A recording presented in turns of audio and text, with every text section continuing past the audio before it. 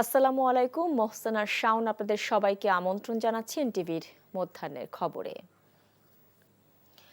জাতিকে একটি অবাধ ও সুষ্ঠু নির্বাচন উপহার দেওয়ার প্রতিশ্রুতি ব্যক্ত করেছেন প্রধান নির্বাচন কমিশনার এএমএম নাসির উদ্দিন। সকালে আগারগাঁওয়ে নির্বাচন কমিশন ভবনের সামনে জাতীয় ভোটার দিবসের কার্যক্রম উদ্বোধনকালে তিনি এমন প্রতিশ্রুতি ব্যক্ত করেন। এরপর হালনাগাদ ভোটার তালিকা প্রকাশ করে প্রধান নির্বাচন কমিশনার জানান, এবার মোট ভোটার 12,37,274 জন। এর মধ্যে পুরুষ ভোটার 6,33,61,615 এবং নারী ভোটার 6,03,69,665 জন। পরে ভোটার দিবস উপলক্ষে একটি বর্ণাঢ্য র্যালি বের হয়। র্যালিটি নির্বাচন কমিশন ভবনের সামনে থেকে পর্যটন অফিস পর্যন্ত গিয়ে আবার ফিরে আসে। তোমার আমার বাংলাদেশে ভোট দেব মিলেমিশে এই প্রতিপাদ্য নিয়ে সপ্তমবারের মতো জাতীয় ভোটার দিবস উদযাপন করেছে নির্বাচন কমিশন। প্রতি বছর ২রা মার্চ এই দিবসটি পালন করা হয়। একটা free fair and credible election দেওয়ার প্রতিশ্রুতি জাতিকে দিয়েছি। আমাদের ভোটার সংখ্যা দাঁড়িয়েছে 12,32,32,74। তার মধ্যে পুরুষ হচ্ছে 6,63,61,615 আর মহিলা ভোটার হচ্ছে 6,03,69,665। এ বিষয়ে বিস্তারিত জানাতে শিক্ষা ভবনের সামনে থেকে সরাসরি যুক্ত হচ্ছেন আমাদের সিনিয়র করেসপন্ডেন্ট ফাহাদ মাহমুদ। ফাহাদ, কর্মবিরতি তো শুরু হয়েছে, তো কি বলছেন তারা?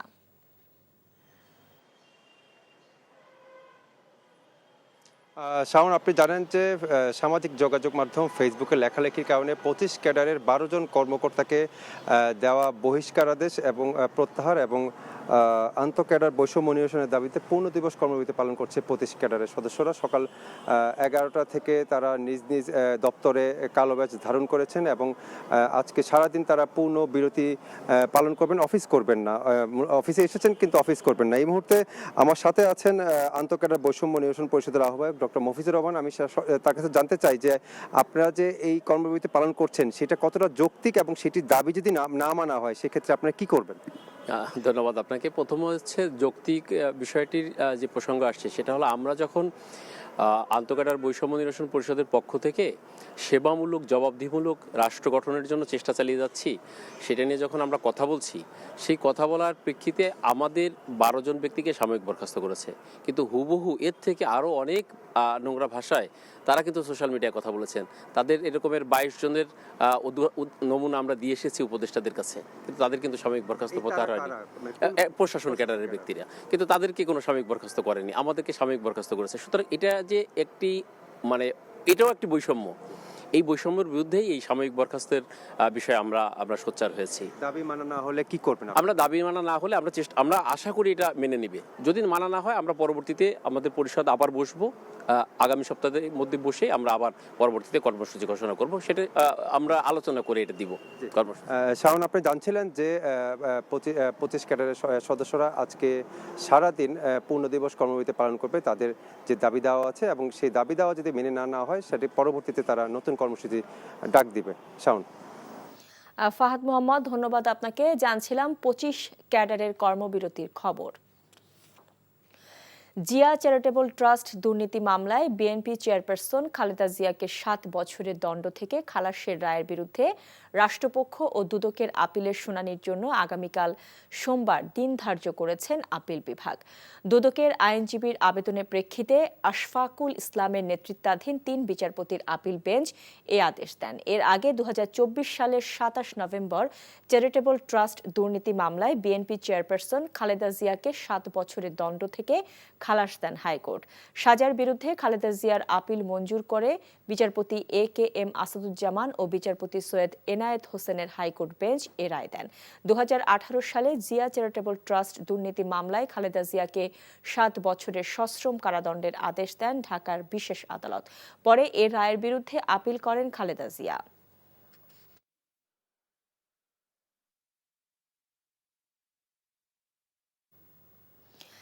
রমজান শুরুর আগেই বাজারে বেড়েছে বেগুন, শসা ও লেবু সহ বেশ কয়েকটি পণ্যের দাম। এছাড়া সরবরাহ ঘাটতির কারণে ভোজ্য তেলের সংকট এখনো কাটেনি। সরকারের প্রতি বাজার সিন্ডিকেট ভেঙে কঠোর তদারকির দাবি করেছেন ভোক্তারা। প্রথম রমজানে বাজার পরিস্থিতির খবর জানতে এখন যাচ্ছি রাজধানীর পলাশী বাজারে।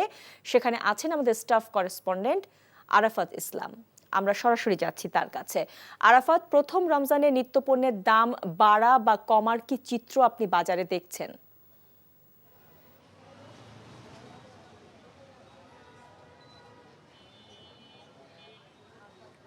রমজান শুরুর দিনে ভোক্তাদের জন্য স্বস্তির খবর। ইফতারের যে সকল পণ্য সামগ্রী রয়েছে অর্থাৎ ছোলা, খেজুর, চিনি, এগুলোর দাম কিন্তু নতুন করে বাড়েনি, এগুলো স্থিতিশীল রয়েছে। এর পাশাপাশি আলু এবং পেঁয়াজ সেটির দামও আগের মতোই রয়েছে। তবে ক্রেতা এবং বিক্রেতা উভয়ের জন্য অস্বস্তির খবর হচ্ছে গিয়ে সয়াবিন তেল, যেটি আমরা দেখতে পেয়েছি রোজা শুরুরও বিগত কয়েক মাস ধরে কিন্তু একটি সংকট রয়েছে বাজারে সরবরাহ ঘাটতির কারণে। এবং ক্রেতা বিক্রেতারা উভয় যেটি বলছেন যে যেহেতু একটি সিন্ডিকেটের মাধ্যমে এই তেল সরবরাহ করা হচ্ছে না, সেজন্য তারা সরকারের প্রতি আবেদন জানিয়েছেন। এবং আপনাকে জানিয়ে রাখি যে সরকার থেকে কিন্তু রমজান উপলক্ষে কিন্তু ইতোমধ্যেই যে চাহিদা থাকে 3 লাখ টন, তার অতিরিক্ত কিন্তু 89,000 টন তেল আমদানি করা হয়েছে। তবে বাজার আমরা এর প্রতিফলন দেখতে পাচ্ছি না, যার ফলে কিন্তু বাজারে 5 লিটারের যে বোতলজাত সয়াবিন তেল সেটি পাওয়া যাচ্ছে না। খুবই অল্প পরিমাণে 2 লিটার বোতলজাত সয়াবিন তেল সরবরাহ করছেন কয়েকটি হাতে গোনা সরবরাহকারী প্রতিষ্ঠান। এর পাশাপাশি যদি জানিয়ে রাখি তাহলে মুরগির মাংসের কথা, আমরা ব্রয়লার মুরগির দাম যেটি দেখতে পেয়েছি গত 2 দিন আগেও 210 টাকা কেজি সে দামেই রয়েছে। নতুন করে দাম না বাড়লেও দাম কমেনি, তবে দাম বেড়েছে দেশি মুরগির, যেটি আমরা দেখতে পেয়েছি 550 টাকা ছিল, সেটি গত 2-3 দিনে 100 টাকা বৃদ্ধি পেয়ে 650 থেকে 680 টাকায় বিক্রি হচ্ছে। অপরদিকে যদি আপনাকে বলে রাখি, প্রতি বছর ইফতার এলে কিন্তু হাতে গোনা কয়েকটি পণ্যের দাম বেড়ে যায়, এবারও তার ব্যতিক্রম নয়। আমরা দেখতে পেয়েছি গত 2 দিনে হঠাৎ করেই বেগুনের দাম একলাফে কিন্তু 60-70 টাকা থেকে সেটি এখন 100 থেকে 120 টাকা মানভেদে বেগুন বিক্রি হচ্ছে। এর পাশাপাশি শসার দামও হচ্ছে আমরা যেটি বিক্রেতারা বলছেন 80 থেকে 100 টাকা পর্যন্ত বিক্রি হচ্ছে। এবং লেবুর হালি যেটি, সেটিও কিন্তু 100 টাকা হালিতে লেবু বিক্রি হচ্ছে। বিক্রেতারা যেমনটি অজুহাত দেখাচ্ছেন, হঠাৎ করেই রমজান উপলক্ষে চাহিদা বেড়ে গিয়েছে, সে পরিমাণ আমদানি হচ্ছে না, যার ফলে বাড়তি দামে তাদের কিনতে হচ্ছে এবং বাড়তি দামে তাদের ভোক্তাদের কাছে এটি বিক্রি করতে হচ্ছে। এর পাশাপাশি যেহেতু এখন শুষ্ক মৌসুম, বিক্রেতারা বলছেন যে মাছের আমদানি এবং সরবরাহ কমে যাওয়ার ফলে মাছও বাড়তি দাম তাদের বিক্রি করতে হচ্ছে। তবে ভোক্তারা বলছেন অন্যান্য বছর তুলনায় বেশ কিছু ক্ষেত্রে এখন পর্যন্ত বাজার স্থিতিশীল রয়েছে। তবে যে সকল পণ্যের দাম বাড়ানো হয়েছে সেগুলো যেন বাজার যে মনিটরিং ব্যবস্থা সেই তদারকি আরও জোরদার করা হয় এবং বাজার সিন্ডিকেট ভেঙে ভোক্তাদের জন্য একটি স্বস্তির রমজান সরকার উপহার দিবে, এমনটাই প্রত্যাশা ভোক্তাদের। এই পর্যন্ত এই ছিল আমার কাছে রমজানের প্রথম দিনের বাজার পরিস্থিতির সর্বশেষ আপডেট। শাওন, জানছিলাম রাজধানীর বাজার পরিস্থিতির খবর। শপথ নিয়েছেন নতুন নিয়োগ পাওয়া বাংলাদেশ সরকারি কর্ম কমিশন পিএসসির 7 সদস্য। বেলা 11:15টায় সুপ্রিম কোর্টের জাজেস লাউঞ্জে তাদের শপথ বাক্য পাঠ করান প্রধান বিচারপতি ডক্টর সৈয়দ রেফাত আহমেদ।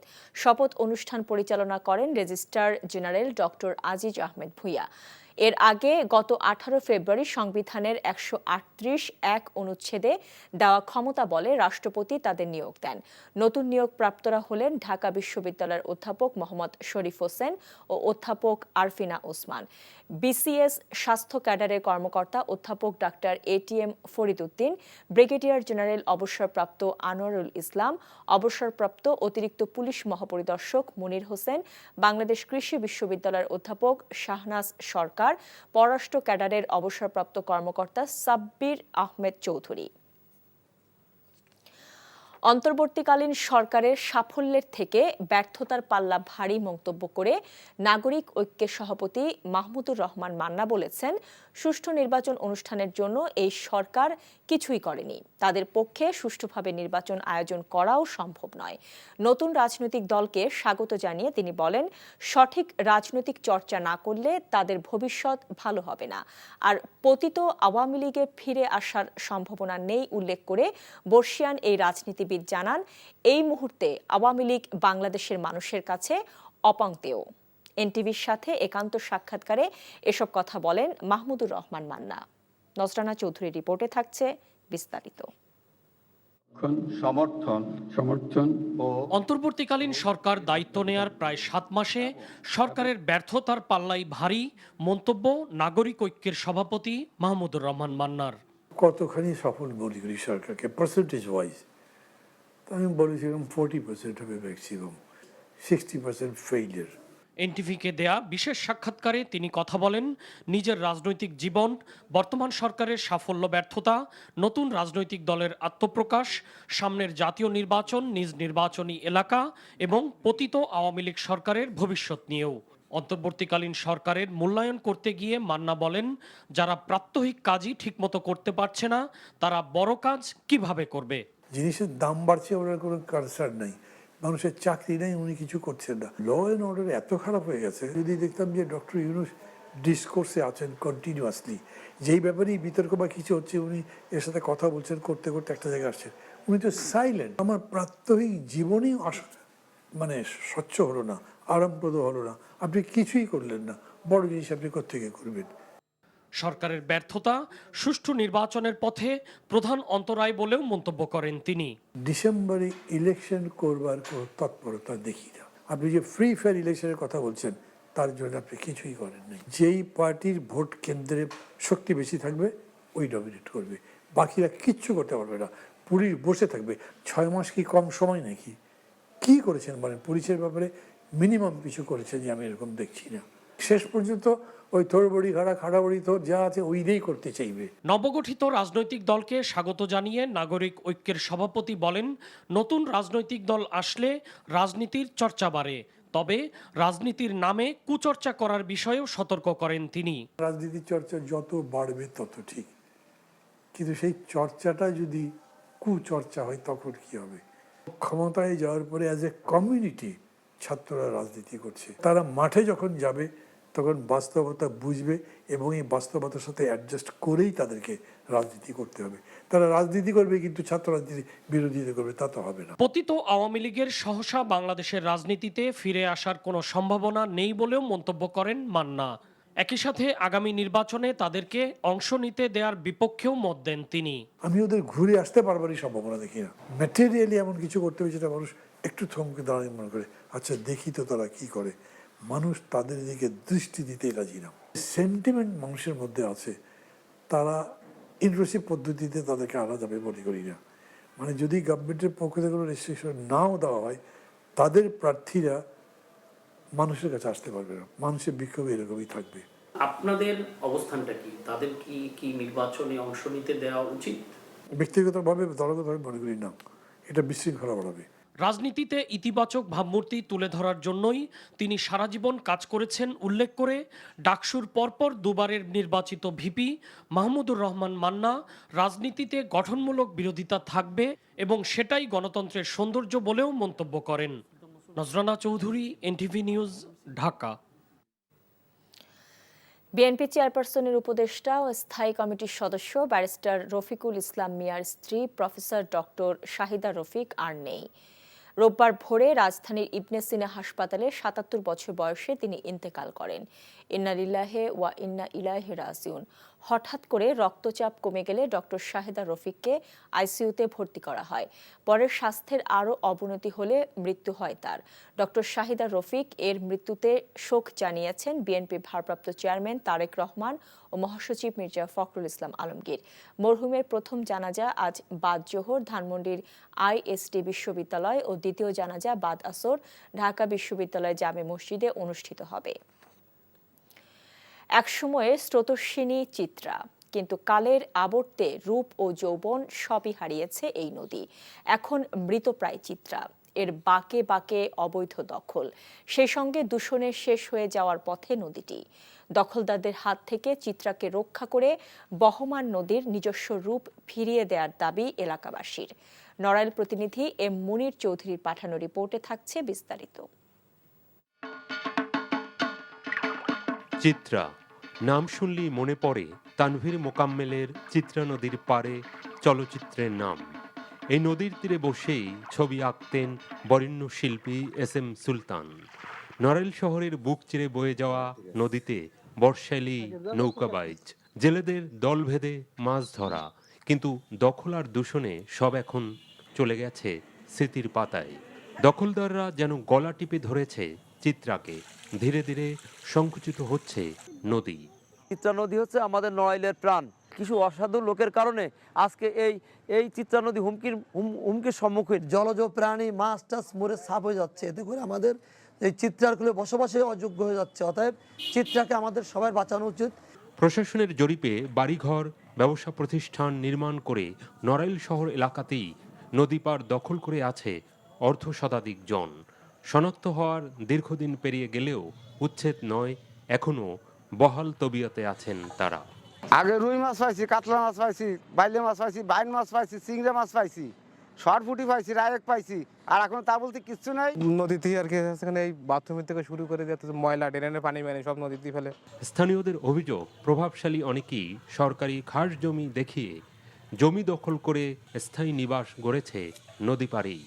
এছাড়া অসংখ্য বাড়ির পয়ঃনিষ্কাশনের পাইপ মিলেছে নদীতে। তবে দখলদারদের বিরুদ্ধে ব্যবস্থা নেওয়ার আশ্বাস জেলা প্রশাসনের। অবৈধ দখলমুক্ত করার জন্য আমরা আমাদের অতিরিক্ত জেলা প্রশাসক রাজস্বকে আহ্বায়ক করে একটি সাব কমিটি গঠন করে দিয়েছি। তারা অবৈধ দখলদার শনাক্ত করবে। আপনি বলেছেন 4-5 বছর আগে যে লিস্ট ছিল, এখন 4-5 বছর পরে এই লিস্ট আরও বেড়েছে। নতুন করে আবার এই তালিকাটি প্রণয়ন করতে হবে। NTV news desk. এই ছিল মধ্যাহ্নের খবরে। এই খবরের ভিডিও সহ আপডেট জানতে ভিজিট করুন এনটিভি অনলাইন www.ntvbd.com। এছাড়াও এনটিভি জনপ্রিয় সব অনুষ্ঠান ও খবরের আপডেট জানতে ভিজিট করুন আমাদের ইউটিউব ও ভেরিফাইড ফেসবুক পেজ। 2টায় দুপুরের খবর দেখার আমন্ত্রণ রইল। এতক্ষণ সাথে থাকার জন্য সবাইকে ধন্যবাদ।